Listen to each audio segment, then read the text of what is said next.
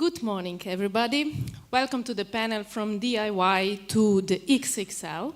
Speaking about that, I just had to DIY my own XXL coffee because they serve only espresso macchiato outside in the little cups, if you know what I mean. Mi amore. No, just kidding. Login, thank you for inviting me to moderate the panel. It literally is a pleasure already. My name is Maja Munru. I am a head of the live program at one of the newest and most technologically advanced venues in Ljubljana, Slovenia, called Odisseia. Please write it down. After all, employer still pays for this travel, business trip. You did it? Okay, thank you. Choosing my everyday business or job is choosing artists and fighting with the owners about the budget for them. Before that, I was a project manager of one of the most famous reggae festival in the Adriatic region called Overjam. It died 2 years ago. But his founder still lives. He's even in the audience today. Say hello to Teshki. Boy. Coming from the festival chaos to the corporation of one of Slovenian billionaires who bought an old movie place and renovated to the multidimensional entertainment center was a bliss. At least that's what I thought at the beginning. Same office every day, regular paycheck, every month, fixed hours, no pressure. Well, not at all, and not for me. We have a wonderful venue, we have the money. For Slovenian measurements, we are XXL right away. But there are people that are not ready to represent the XXL model yet. There are no lunatics that would work their ass off to bring the greatness to the team table. Yet. So, I work twice as hard as before now and have to depend on people that are just going to work from 9 to 5. Our place will still need its time to grow in its size, as every DIY also needs its time to grow into XXL. That's the fact. And we are here today to speak about this growth in the event industry. Here are two guys with me on that panel, whose last names I cannot pronounce. Bero, founder of one of the fastest growing ticketing companies, Entrio. We just made a record in the sold tickets quantity this summer with Thompson's concert in Zagreb. And Florent, or Flo, a founder and CEO of the No Logo Reggae Festival that will obviously not die in the near future, because after more than 13 years, they still got 50,000 people in 3 days listen to reggae. Guys, please introduce yourself, adding your last names, of course, and short elevator pitch on why do you think your business grew from DIY to the XXL so successfully. Bero, you started small in a very competitive environment, right? Yeah, sure. Thanks, Maja, for a nice introduction. My surname is pronounced Marszalek, like a small marshal. It's a Polish surname, actually, but I'm not Polish. Anyway, yeah, my story started 14 years ago, back when I was in a faculty. It came out of nowhere. Basically, a friend of mine approached me and said, hey, I have a friend, he has an idea, let's do some startup, blah, blah, blah. Let's create mobile tickets, smartphones became mainstream and so on. And you are an engineer, so you will program that, I will sell it, blah, blah, blah. In a few months, they both dropped out for different reasons. I was left alone.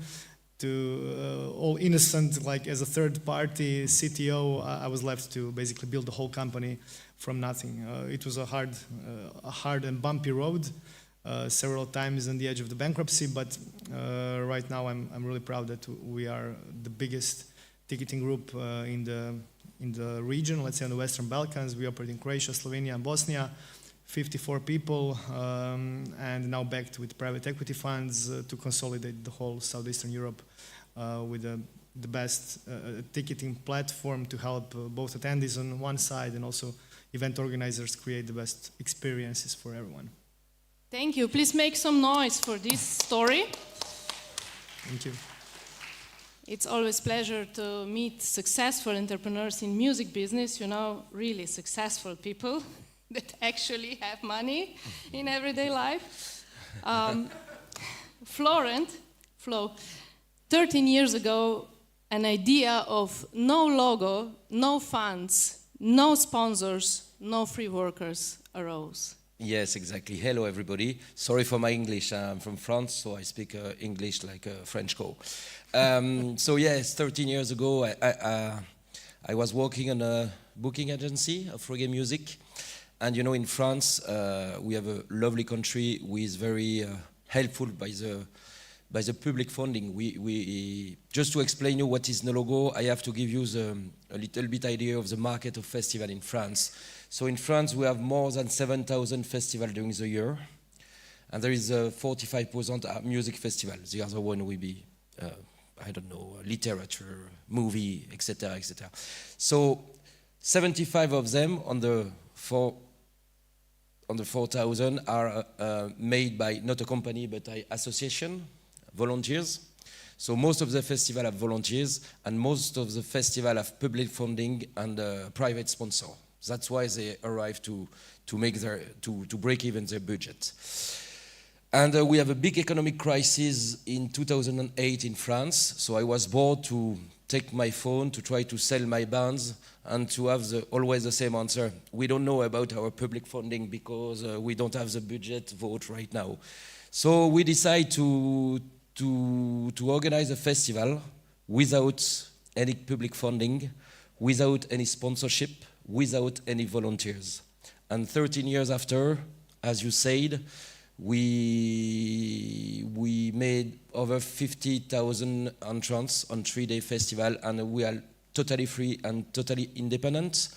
And all the budget from our festival, which around 2.5 million, are break by only the people who came to the festival goers.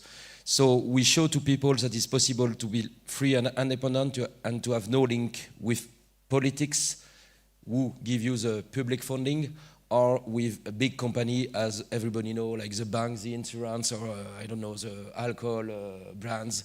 So that's it. So now we still make it every year, and it's quite a success, and we're very proud to be independent and to finance all the budget of the festival only with the actor of the festival, who are the festival goers, and they are the actor and they are not the consumer that normally they are in each festival all over the world.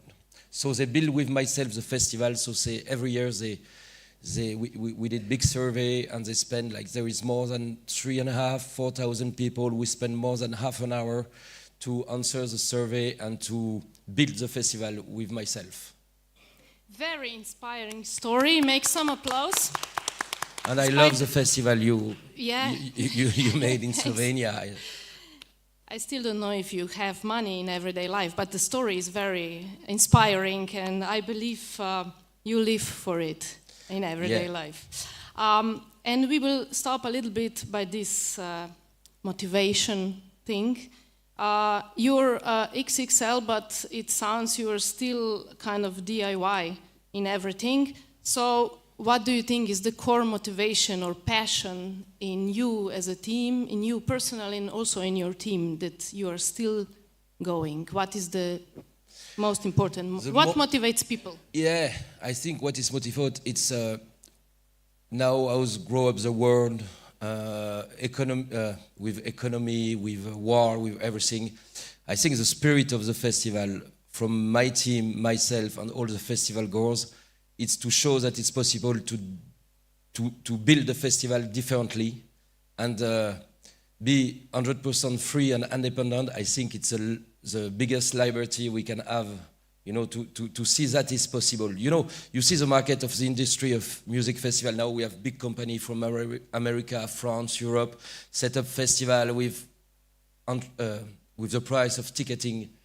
It's definitely too high. So I think it's great because we can manage the price. Our price will be for 3-day festival between 70 and 90 euro, which is very cheaper in France. And we show to people that it's possible to change the world and change this capitalism way of doing business also in the music. you know. So I think that's the dream of everybody, and all the festival goers feel this value. So that's the reason that we're still working hard to make it happen every year, and we have to be. Since 12 years we did it, we have to be sold out every year to break even the budget. So, and we, since 12 years in a row, we always sold out. So people, the festival goers understand now since few years, they are coming for the value and the independence of the festival instead of coming of the headliner. So I think it's quite a great thing, you know. It's more than a festival, you know. It sounds very stressful, and it sounds not so very stressful at the same time, actually. It's stressful. You know, I don't have 2.5 million in my bank account, unfortunately. You know, I have a very normal salary for France. We have six people work main time during the year to set up the festival, and during the festival, we employ over 1,000 people who get paid. That's very important. To welcome the 18,000 people coming in the festival. It's very stressful, but we could close the festival every year. It's a challenge, you know, every year. So that's a very big motivated. We work hard, and we don't know what will be the result. So we just think about what we do, and that's the most important things, I think. Okay, thank you. From the inspiring collective commitment to the vision to the straight business, actually, very much. Being a strong player in the event industry, Bero, what are the main goals to achieve, and what are the biggest challenges on that path? I mean, there were many challenges on the path. We started from a student position, you know, from an idea all the way to understanding what actually we are doing and what's the, you know, product market fit and who actually needs our product and what our product actually is. It was really hard. It took us like 3 or 4 years to understand our position in the market and then grow slowly, and then again problems. But I think it takes a lot of persistence, you know, to succeed. That's the case, I think, in any industry. What you're doing is really amazing, and I'm really it's really a great story what you're doing and what you managed to accomplish. It takes also a lot of persistence, a lot of, you know, good faith and a passion. I think that's really probably the most important thing. I mean, creating any business from zero, it takes a lot of passion. I mean, it's years and years. Usually they say it's more than 10 years until the business becomes, I don't know, profitable and makes sense. Anything below that is either pure luck or something illegal, usually. I mean, there are exceptions, of course. So, yeah, it wasn't easy, but, you know, it's nice to be in this position right now. We also, yeah, we are a profitable business, especially now that we are backed with private equity capital. They have some expectations from us. They expect us to grow pretty aggressively. But again, why I decided to go this direction is because our visions, I mean, aligned. Since I started 15 years ago, I had a vision of creating something really big in the events industry. I like this industry. I have a passion for it. We employ many people that are organizers themselves. Sijo is here also in the audience. A great guy who is with us for many years, passionate person who has also organized his own festivals. Reggae, it was also, I believe, yeah, Ska Festival. So we always try to choose people that like the industry, that like the music, that has this certain level of masochism which you need to be in the event industry. And then somehow it usually all fits together as long as it's a healthy story below. Okay. Okay, passion also in your business. At the beginning you said you were 2 guys and an engineer. And I just want to know, where exactly lies the passion in ticketing? You know, is it more IT? Okay, you are actually saying it like many of the people in the industry see us. They see us like, the promoters put us in the Excel sheet in the same place as a tax. You have tax, you have these copyright costs, and then you have ticketing, all these bad guys that just take your money. But I mean, we do more than that, obviously. It's not just some piece of software that creates payment and makes huge profit for us. It takes a lot of promotion also, a lot of customer support, a lot of on-site work. For example, this big concert this summer, it was a world record concert, 500,000 people that we ticketed. It was more than 300 people on site. So we were pretty significant organization as a part of that huge product that you need to coordinate, you need to be there, work your ass off in a preparation phase, also on-site phase. So it takes a lot of different things. It's exciting. You get to know all the different behind-the-scenes stuff. And in general, we are here as a B2C ticketing, let's say, so we have a big market share.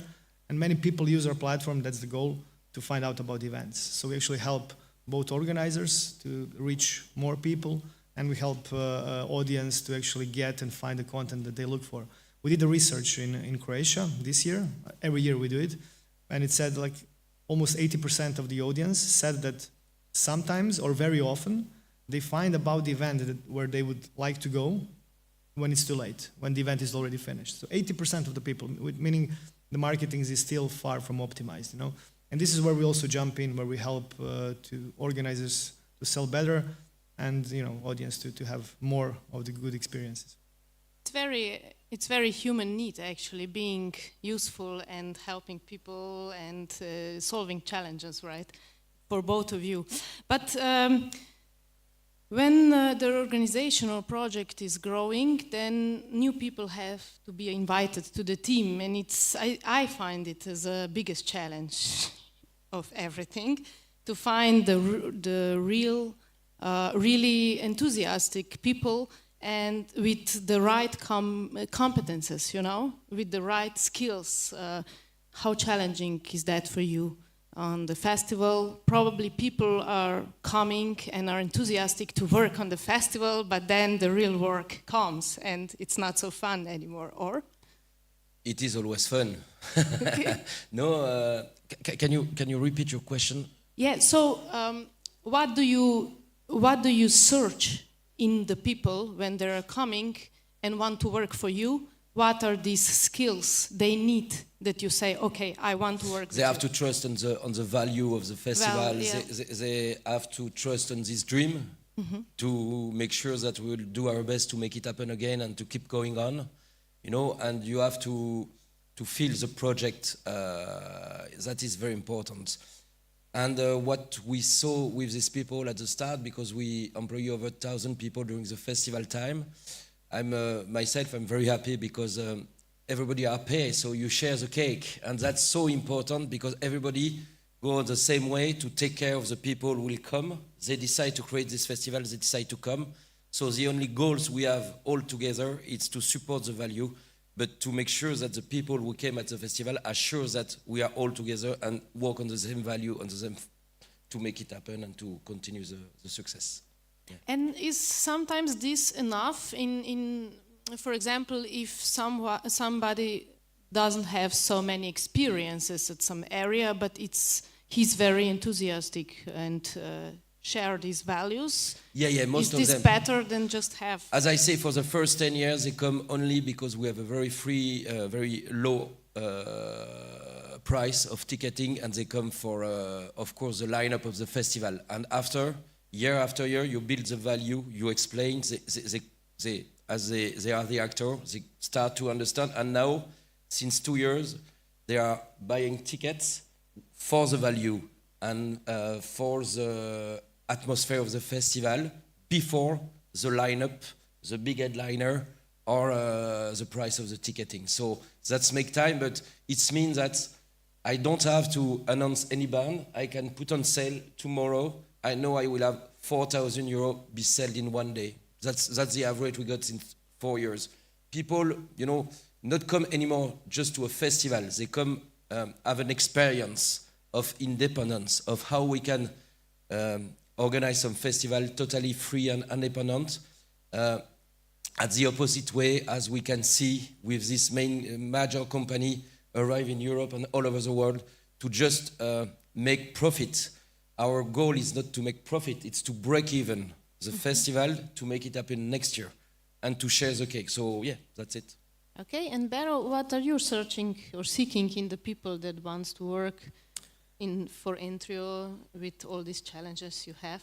I would say we have several. We did a little bit of research within the company, wanted to align our values, and one of the most important values actually is the passion. And it's not just just a pure word or some theory. It's actually what most of us do have and what we search in new team members when we hire.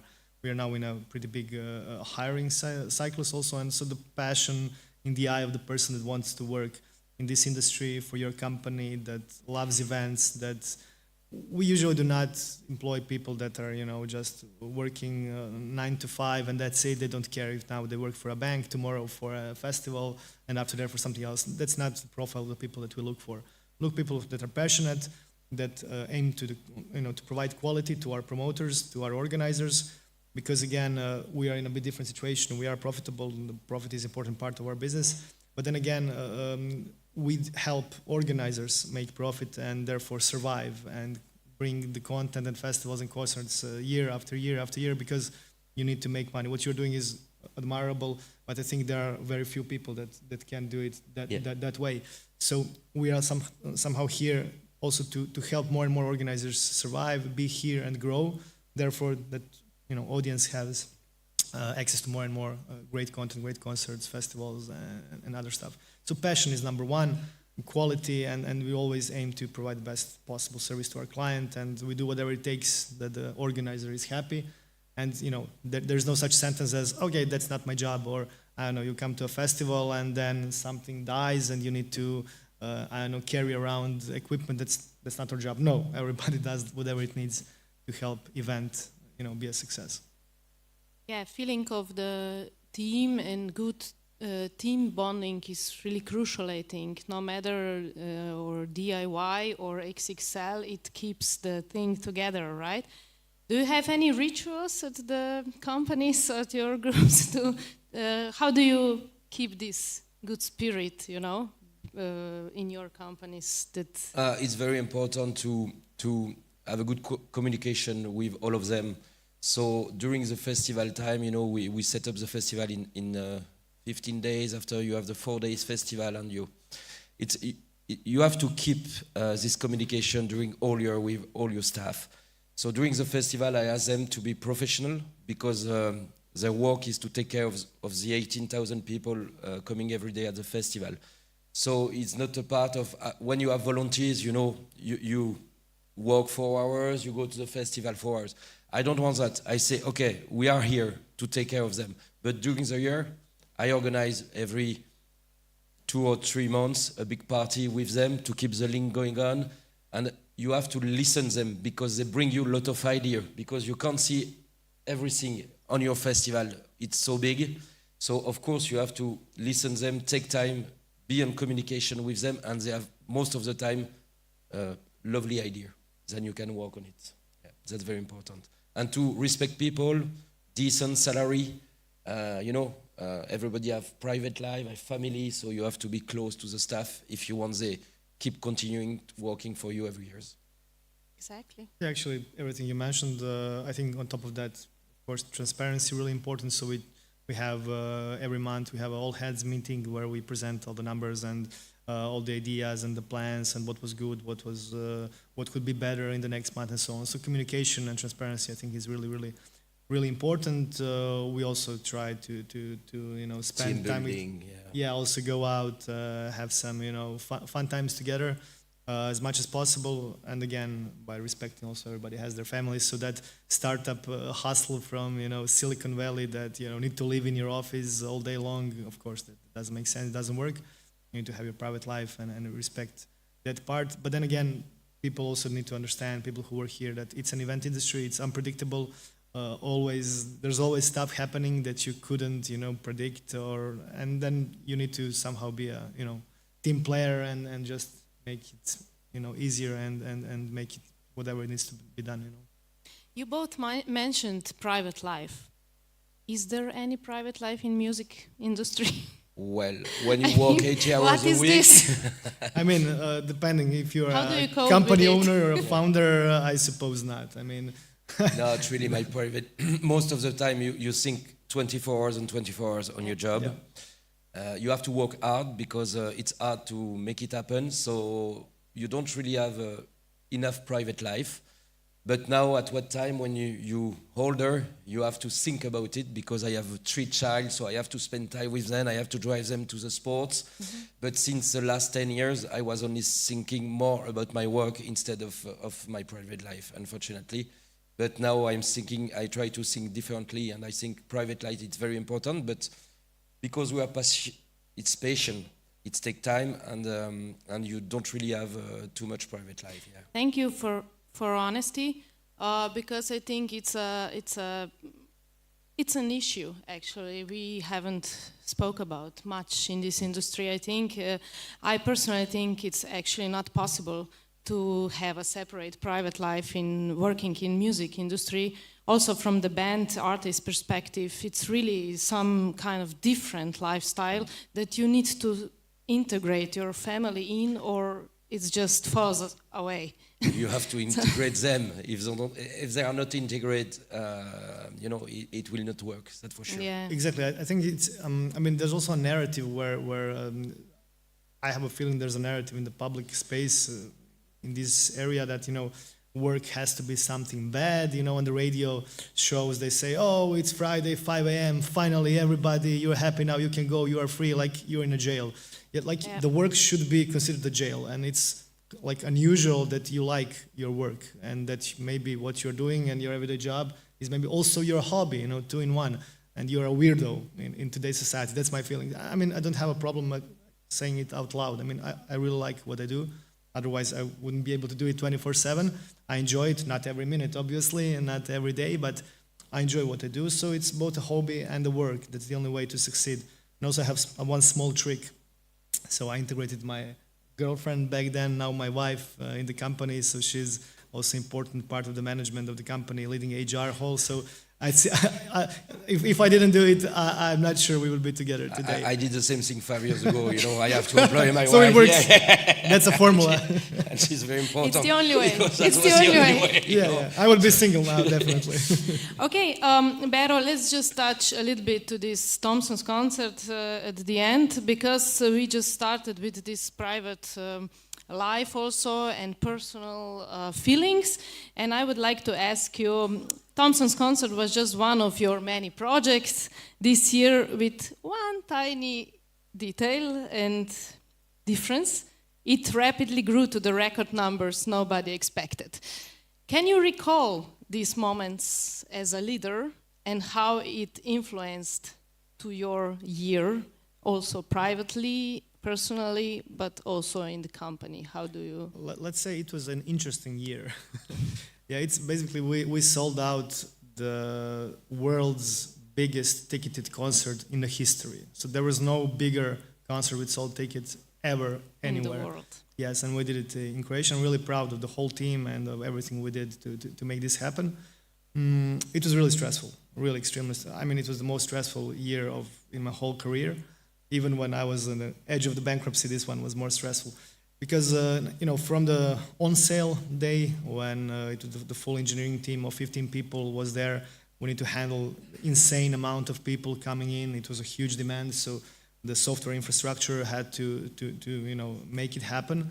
It wasn't easy. There were bumps on the road, but we did it. So I think it was one of the biggest demands in this part of the world ever.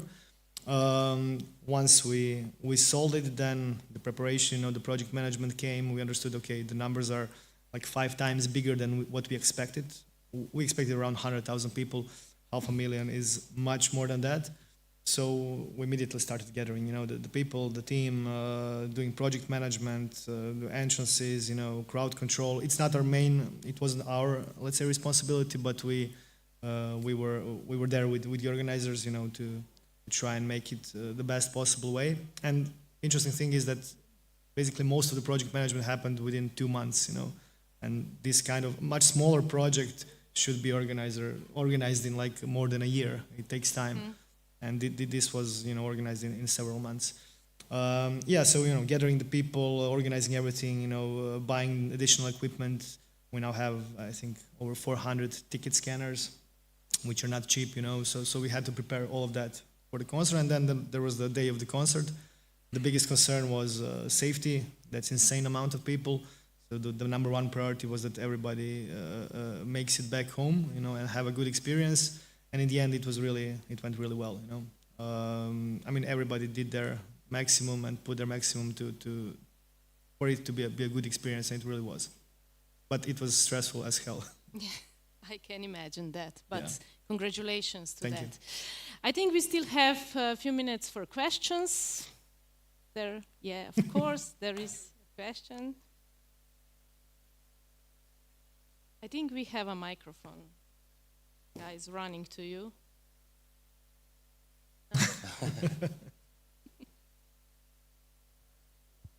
Yes, perfect. I think it's Here it streamed, so- comes.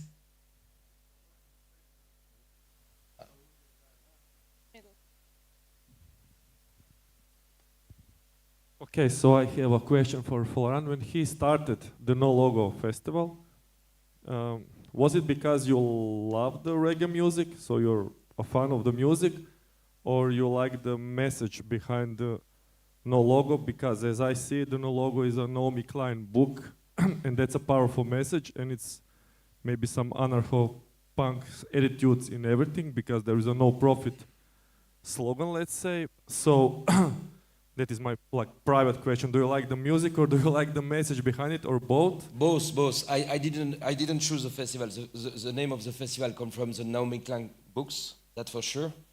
And that was the idea, and it's going, I think, with the value of reggae music, of the fighting, inside the music, because the reggae come from Jamaica at the start, in 1960s. And that was working together. For sure, the reggae music go with the value of Babylon, they say in reggae music. You know what I mean? But it's of course it's tried to show that it's possible to fight against this economic model of ultra capitalism that we have in the world right now. To see we can make some stuff differently as a finance a festival by the festival goers and not by the big sponsor or big politic will manage your festival.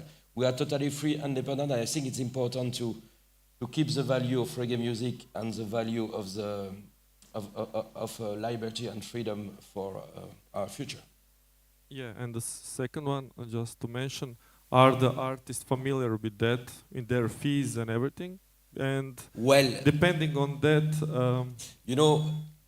when I meet the artists at the festival, they say, "How are you doing? You are totally crazy." But the artists are very proud of our value. But there is some booker or some booking agency here, and we talk to business. We don't want to be the biggest reggae festival in France. We are right now, and it's very hard to understand them to make it a cheaper price because we have not sponsorship, not public funding, but because you are the biggest reggae, some of the booker want always, you have to pay quite headliner, you have to, they don't give you so much effort as you expect, but that's business. But I really prefer that some of the agency do some effort, but not so much because they're always represented by booker, try to sell you as higher as he can. and the last one, your concept is very nice, but what about when the festival, in theory, is not sold out and you're not a profit festival and you don't have maybe some backup so you can be in the minus That 2 years in a row? What then? Find a sponsor or go with the message? Thanks. Okay, that's my question since the last 12 years. How I will manage and make sure that I can keep paying everybody if it's not sold out. So on the first 5 years, I was not able to do it. But now you don't take a risk of 100% of your budget. You take a risk maybe of 10-30% of the budget. So that was my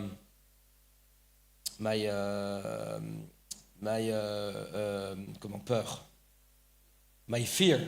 Like imagine next year we not sold out, we don't break even. So how I can pay my staff, how I can pay the artists, how I can pay all the supplier. And now I think we will be able to pay everybody and to stop the festival and to go to the bankrupt. Because in France we have a lot of taxes. There is 30% of our budget is on a French tax. Oh. So I will pay, of course, all the worker, all the supplier, all the artists before I will pay the French tax. And I will have no choice to go to the court and say, sorry, it's happened what is happened, so I'm bankrupt, so I will not be able to pay the taxman in France or the... But I explained them already. They know that, example, you have the right as a SACEM in France for the musician. So we have 11% of the budget have to pay by the SACEM for the right of the musician. So every year, and the owner of the SACEM knows that 1 year, if we not break even, he will not be paid, and he's agree with that because he explained it since 12 years. You did it, you pay correctly, everything. So if it's not possible for this year, that will be fine. Okay, thank you. Any other question, maybe? And one day we will die, I'm sure, as faster than we grow up. That's for sure. Okay, then maybe just for the end, I would like to ask you a very cliché question, but I think it's important on such conferences as SPIN. What would you suggest to young people that would like to start something, that are maybe already in DIY process and would like to grow into XXL? Is it good to grow into XXL? Is it better to stay on DIY and maybe grow? What would be your suggestion from this experience? Yeah, believe on your dreams. Trust yourself. Don't listen too much people, or people like to have powerful and to give you the lessons, blah, blah, blah, blah, blah, blah, because they have a lot of money or they are rich or they have huge company. Just do it, move on, and you can make it. Believe on your dreams and go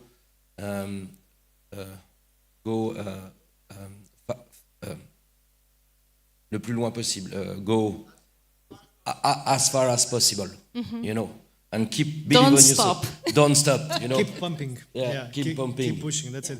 I mean, and keep thinking. That's very important. Think. Think. He meant think. Yeah. Not think. You can think also, but sorry. Think. I think there's no right or wrong answer whether you should stay small or grow big. It all depends on what you want and what you feel from inside. It's on top of what you said. Just follow your dreams.